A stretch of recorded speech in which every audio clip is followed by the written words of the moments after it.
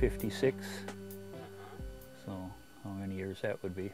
So the land, it's been a dairy farm since they first got the land. They raised a lot of different livestock here, but mostly dairy. I farmed here for about 25 years. Milked cows and raised hogs and beef and let's see, chicken, a little bit of everything. Trying to turn a profit.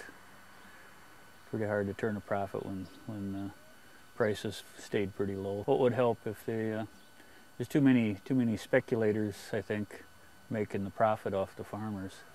The grain speculators and the people buying on the board of trade and stuff like that. I think they're making more money than the farmers ever make. So that's one of my buddies.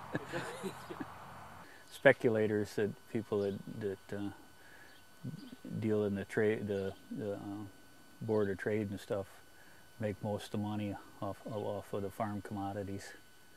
People that can buy, you know, millions of dollars worth of grain and make a penny a bushel on it, and they're making money. Where farmer has to take what the commodities are going to pay him, whatever the market is for that day. When he has to sell his product, that's what he has to take. He doesn't really have an opportunity to negotiate a price on it.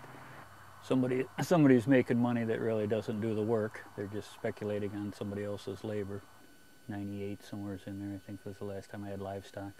I wasn't making enough money, and I had to go to town and get a job where I had a steady income in order to pay the mortgage and pay my bills. It sat idle for a couple of years, and then I rented it to a neighbor for cropland.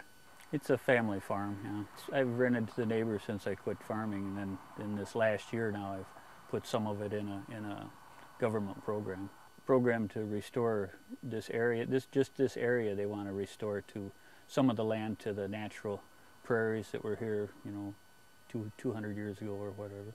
They pay you to let the land sit idle, and you have to seed it down into natural prairie grasses and prairie flowers, and it's just something to kind of preserve the prairies. Somewhat environmental, yeah. You'd have minimal erosion on the land. Good for the wildlife to have some natural habitat. It's a small part of the land that they're putting in this program, but it's kind of a stepping stone. It's just in certain areas where they had the natural, what they called natural prairies. The government pays your rent for the land and pays for the share cost of putting the seed in and getting it prepared for the prairie.